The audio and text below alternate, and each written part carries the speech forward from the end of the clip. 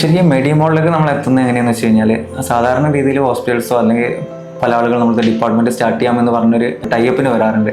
അപ്പോൾ നമുക്ക് ഇപ്പോഴത്തെ ഒരു സാഹചര്യം അതല്ലാത്തത് കൊണ്ട് നമ്മളിപ്പോൾ ഇനി പുതിയതായിട്ട് ലോഞ്ച് ചെയ്യാനൊന്നും പ്ലാൻ ഇല്ലാത്തത് കൊണ്ടും ഡിപ്പാർട്ട്മെൻറ്റ് ലോഞ്ച് ചെയ്യാൻ പ്ലാൻ ഇല്ലാത്തത് കൊണ്ടും നമ്മളത് റിജക്റ്റ് ചെയ്യാറാണ് സാധാരണ പതിവ്. അപ്പോൾ അഡ്മിനിസ്ട്രേഷൻ ഡിപ്പാർട്ട്മെൻറ്റ് ഒരു ദിവസം ഇങ്ങനെ ഒരു പേര് കേട്ടു, മെഡിമോൾ എന്ന് പറഞ്ഞൊരു ടീം വന്നിട്ടുണ്ട് എന്നുള്ള പേര് കേട്ടു. അപ്പോൾ എനിക്ക് ആ ഒരു പേരിൽ മെഡിമോൾ ഇതെന്തായിരിക്കും ഒരു മോൾ എന്നുള്ള പേര് വരാൻ കാരണം എന്നുള്ളൊരു ലെവലിലാണ് ഞാൻ പിന്നെ അത് ഒന്നും കൂടെ അന്വേഷിക്കാൻ പറഞ്ഞത്.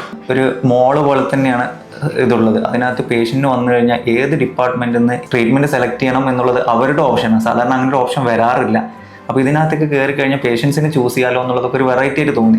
എല്ലാവരും ഇത് ഏറ്റെടുക്കാൻ ചാൻസ് ഉണ്ട്. കാരണം എന്താണെന്ന് വെച്ച് കഴിഞ്ഞാൽ ആളുകൾക്ക് അവരുടെ ഇഷ്ടത്തിനനുസരിച്ച് ട്രീറ്റ്മെൻറ്റ് സെലക്ട് ചെയ്യാൻ പറ്റും എന്നുള്ളത് മെയിൻ ഒരു അഡ്വാൻറ്റേജ് ആണ്. അഡ്വാൻസ്ഡ് ഫിസിയോതെറാപ്പി സെൻറ്റർ മെഡിമോളിൽ മലപ്പുറത്ത് വരാൻ പോവുകയാണ്. ഞങ്ങൾക്ക് അതിലൊരു എക്സൈറ്റ്മെൻറ്റ് ഉണ്ട്. പേഷ്യൻസിന് നമുക്ക് നന്നായിട്ട് ചെയ്യാമെന്നുള്ളൊരു തോട്ടുണ്ട്. അതുകൊണ്ട് തന്നെ ഫിസിയോതെറാപ്പി മേഖലയിൽ ഏറ്റവും അഡ്വാൻസ്ഡ് ആയിട്ടുള്ള ടെക്നോളജിയും വെൽ ട്രെയിൻഡ് ആയിട്ടുള്ള ഫിസിയോസിനെയും വെച്ചിട്ടാണ് നമ്മൾ മലപ്പുറം മെഡിമോൾ ഫിസിയോതെറാപ്പി ഡിപ്പാർട്ട്മെൻറ്റ് ലോഞ്ച് ചെയ്യാൻ പോകുന്നത്.